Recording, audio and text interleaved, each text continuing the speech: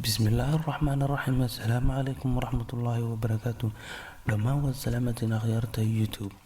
maanta waxaynu eegi doonaa cashar ku saabsan sidee ayaad facebook akoontigaaga ku ogaan lahayd inta browsera laga soo booqday ama inta meelood ee laga soo galay. haddaba si aynu ogaano stepska aynu qaadi doono la socdaa, waad mahadsantihiin.